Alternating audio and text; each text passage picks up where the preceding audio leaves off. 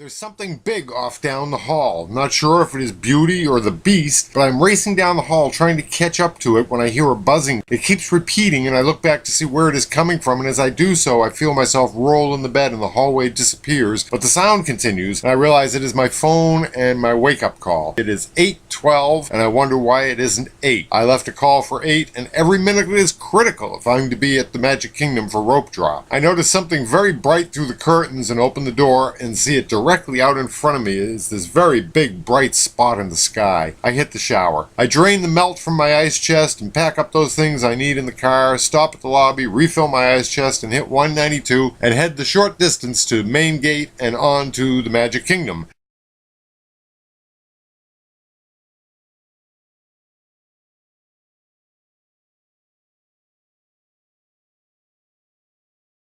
I head to the Contemporary, unload my scooter and put it together, then head up the walkway. I spot a very strange flower. I follow the walkway to the Magic Kingdom. As I approach the main entrance, I am stunned by the numbers packing the space between the entrance gates and the waterfront. I knew it was a big crowd day, but seeing the effects of that at bag check and the entrance really brings it home. I am not carrying any bags or my usual underseat storage box, so I'm free to go instantly through the no bag line with a minuscule number of other guests, as opposed to the very long lines at the bag check stations. I am late for rope drop by 12 minutes. Knowing exactly where I'm going, I head into the stores to the exit at Casey's hot dog stand and out onto the path that runs in front of the Crystal Palace. And as I turn left toward the bridge into Adventureland, I see several groups with matching red t-shirts and realize I have come upon one of the tour groups from South America. I guess that it is Argentina. I'm told it's Brazil. I shout out, "Hola!" and am rejoined with a mass greeting. I skirt about them with occasional further greetings back and forth and make my way to the Sunshine Tree Terrace. Way back in 1971, when the Magic Kingdom opened, Disney created a character on behalf of the Florida Citrus Council, the Orange Bird. The character was used in advertising campaigns all over, magazines, TV, and in highway rest areas in Florida, and even greeted guests at the main entrance of the Magic Kingdom. At some point, the council ended their sponsorship of the pavilion, and it quietly became simply another beverage counter, and the Orange Bird was seen no more. Recently, Disney decided to bring back the Sunshine Tree Pavilion, at least as a specialty drink counter featuring the Citrus Swirl, or as I like to call it, the Orange Bird Twist. This was accompanied by lots of new merchandise based on this very cute character, and in doing this, someone found the original character in the Disney archives, and with a few touch-ups, it is returned now to its home some 40 years later. I asked a cast member to take my picture in front of the pavilion, then headed over to the counter to get me a Citrus Swirl. A cast member emerged from out back. Her name was Vera, still setting up for the day, and I ordered an Orange Bird Swirl and a souvenir cup. They are cute little things. She made and delivered my swirl, placing it in a larger cup, telling me it was going to melt as it was already very hot out, and then asked me what I wanted in my souvenir cup. The choices were various Coke products or lemonade. I chose the lemonade and I thanked her. I hadn't realized you had to get a drink to go with the cup, because remember, I'm always carrying a Pepsi in my own cup. I told her to give me a smile and she said she doesn't do pictures like most women, doesn't think she looks good at them, and I told her, well, you better work with me because I'm doing the shot anyway, and I did get a little bit of a grin out of her. She reminded me of my grandmother. I then took my treasures and headed back about 20 feet to the line where Jasmine was doing a meet and greet. I got in line and thankfully undercover in the shade, I spotted a necklace that had dropped on the ground and melted right into the pavement. It was that hot.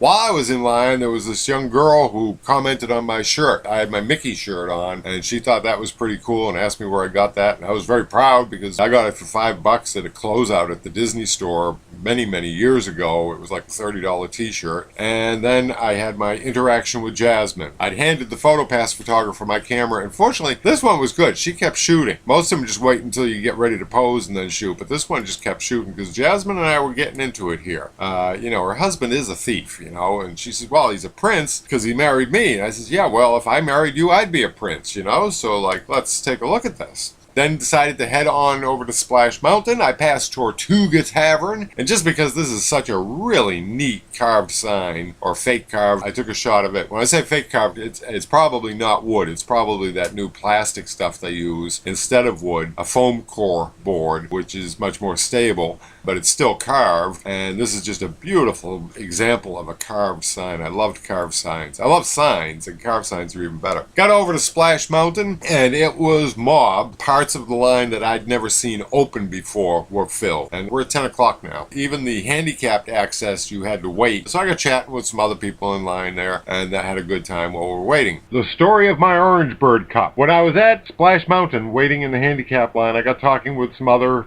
groups there. Had a great time, but got distracted. There was one little boy we had a great time yapping back and forth. I forget what it was, but there was something. He was from Brazil too, and we were overcoming this language barrier, and his father could speak English, his mother couldn't, so there was this translation thing going on, and basically it came down to he wanted to know my name, which was on my hat, so I just pointed to my hat and told him my name is Judd, Me amo Judd. Yeah, I thought it was Te amo Judd. I said Te amo Judd. They corrected me and told me Me amo Judd, and Te amo, and I forget what his name was. Sorry about that, but it was a fun little time we had there. But then I was called to go into the ride, and so I quickly, threw my key in my scooter and took off, not thinking how unstable my round Orange Bird souvenir cup was on my scooter. And I go whipping around the corner, and I'm not thinking about this at all, and I go on the ride, and I come out for the ride, and as I'm leaving Splash Mountain, I reach down to have a sip of my lemonade, and my Orange Bird cup is gone. I'm like, oh my gosh! So I go racing back to the handicapped entrance of Splash Mountain. I go, hey, you gotta let me in. I lost my cup. I gotta go find my cup. Well, as soon as she let me in, it was right there, right behind the rope. On that first turn, I'd lost it. Its top had flown off when it hit the pavement, and it's got a little scratch in the eye now. So it's already,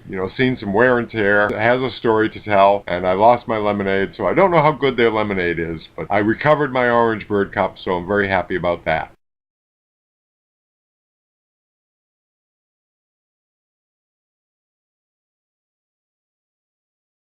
After Splash Mountain, I headed over to the smoking area beside Big Thunder Mountain Railroad and noticed as I passed, as is typical on almost any day, there's a big mob between those two rides. But today was especially bad. You can see here the line is full all the way up. Every line inside the building is open. So this is, after you get in the building, you're going to have another hour in this line. I went down in the smoking area. I sat down there for a while. And there were a couple of people from Brazil down there, again from Bahia. The way I learned they were from Bahia, there was a family there with 3 adorable little boys, and the little one, he was just unbelievable. He was like the most fun-loving, happiest person I have ever seen on the planet. He just thought everything was worth giggling about or smiling about or just enjoying in some way or another. I heard them say they were from Brazil and Bahia, but then I got talking to them later, and they were actually from Wisconsin, and they'd been in Brazil for 4 years. So what happened there? And it turned out he worked for Ford and had been transferred down there. Ford's very big down in Brazil. They were with their grandparents who didn't want to do Big Thunder Mountain. The kids wanted to do Big Thunder Mountain, but they didn't have the fast pass. I said, come with me. Afterwards, it was funny because as we got off, I saw the most magnificent photo op, and I raced over to grab it, and the kids all came with me.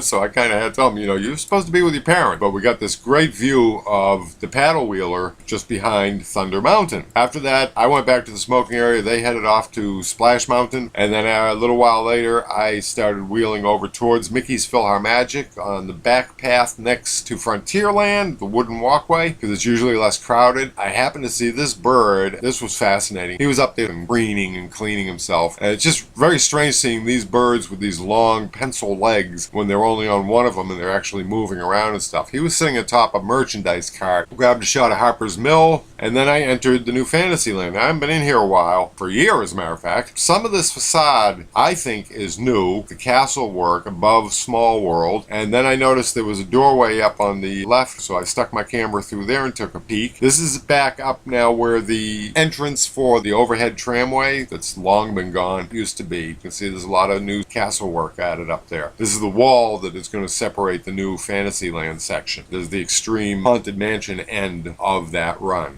From there, I went into Mickey's PhilharMagic, the best thing at the Magic Kingdom. I've said you can go down there and do this and leave, and the trip will have been worthwhile. This is just a fabulous show. I was in the handicap waiting area all alone, just missed the entrance to the show, and my back was killing me, so I laid down on the floor, and I'm glad I did because this was the first time I ever noticed there's your light fixture. It's a giant symbol. After the fabulous, wonderful, delightful, thrilling Mickey's PhilharMagic, I came out and headed over toward the new Dumbo area. There's a nice painting of the new Fantasyland. The problem I've had with this, with all the stuff I've seen on the net, is orientation. So I'm going to try to orient you.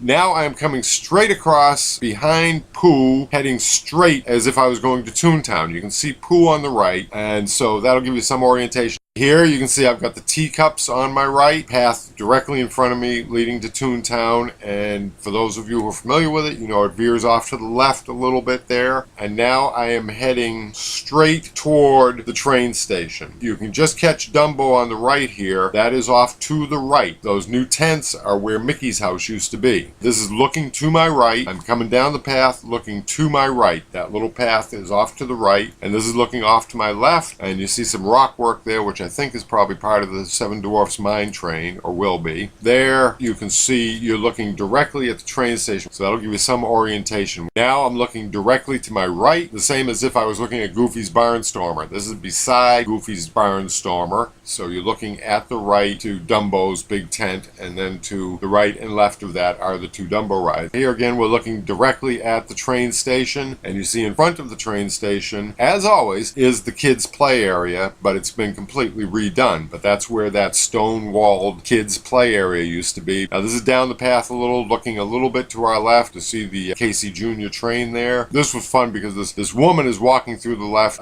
trying not to get wet while she's chasing her kid here, the little one in white and black pants, who is just absolutely, completely saturated. I mean, dunk him in a bucket of water because he's done. And you can see the train station off to the right, a little kitty corner here. This is the new exit from Goofy, from the Barnstormer, and you see it runs right along the side of the left-hand Dumbo. We go down a little further, almost down to the pathway that goes to Space Mountain, and we have the entrance to Barnstormer. I grabbed a couple of shots of posters here. Again, I got to use the Fast Pass. I love the costumes, so I had the girls pose for me, and then headed up the path. A little ways up path, we got one of Goofy's previous undertakings, the Great Goofini cannonball shot. When you have about 100 feet left to go, the two lines, the Fast Pass and the regular line, come together again, and this is the person here who controls that point, and this is the side of her booth, and I just liked the decoration. These overhead canopies, targets for Goofy and his cannonballing, make a very effective shade screen. Now we're coming back, looking through the fence, and it looks like it's the same ride. After riding it, I checked with a cast member because I couldn't quite make it match, and the tracks have been redone. It is a little spicier than it used to be. Not a lot, but a little bit up from where it used to be. Makes for a much better ride, almost comparable to Woody's roller coaster over at Uni now, which it lagged way behind. So it's a better ride, and pretty much the same ride, but just taken up a notch. Bam! Hit it with a little pepper. Some of the details around the loading station, and as I went up the ramp, I tried to get some pictures of the new Fantasyland. Good ride. I enjoyed the ride. I ran it twice. We'll do it again.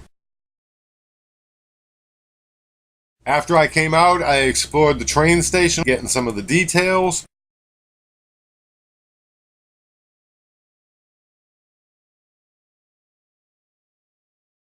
And as I was doing so, a train came in and the engineer waved to me. Now it's interesting, even when this was closed, they still had to stop here because this is where they get the water to run the engine. And this is a steam locomotive, it does need water, and that's the water station. Then headed on back. Oh, I hit Dumbo. I went over to Dumbo. Now this was interesting because the handicap line, you go through the Fast Pass line, which is the left-hand spinner. They're calling these spinners. As you enter, the right-hand spinner is the regular spinner, the left-hand spinner is the Fast Pass spinner. But you go in on the handicap line, as you get to the back, they send you through and you end up on the regular spinner. So got quite a tour there. So I did get to go through the tent, and they're not set up in there, so that's why that's still closed off. They're working on decorations and games or whatever they're going to put in there. Some of the details on the new spinners, they're very, very elegant, very beautiful ride. And I took some views from up in the ride. Something many people may not know or think about even, that I learned on a backstage tour I did, is that all this stuff is actually made by Disney on Disney property at a facility out behind the Magic Kingdom. This Dumbo is made on property. the mechanics, the electronics, all this stuff is actually made. The trash cans even are made on property. The monorail cars are made on property, built, construct, whatever you want to call it. The facilities they have out back there are absolutely amazing. If I had seen those 40 years ago, I would have never left. I would have just dropped in my backpack in the corner and stayed there for my life.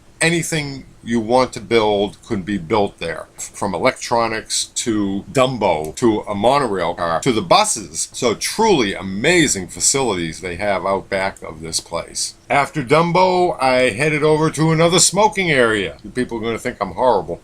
Over by the restrooms outside Space Mountain, and had to make a phone call. So made my phone call, had a cigarette, thinking that I would close off my time at Magic Kingdom with a ride on Buzz Lightyear that I love. I've always loved that ride no matter what incarnation it was under. I finished my cigarette, scooted on over, grabbed a couple of shots, and I get there and the front entrance is all boarded up, all covered with plywood barrier walls, construction walls, and I'm like, oh my God, what is going on here? It turns out it had been shut down for a week or so to do some rehab inside, painting, touching up the walls, etc. And I said to the cast member, I said, this is my last day ever at the Magic Kingdom and I can't ride Buzz Lightyear. Open it up, let me in, I'll ride through on my own cart. I don't need your carts. But she wasn't buying any of it, so that was it. And I headed out, got a castle shot, got a nice shot of the monorail station out in front of the Magic Kingdom, scooted back on over towards the Contemporary, got my obligatory shot of Space Mountain, headed back to Motel 6, had a quick swim, a nap, rested up for my afternoon at Epcot as I intended to stay until Illuminations, so I had to make sure I was up for that.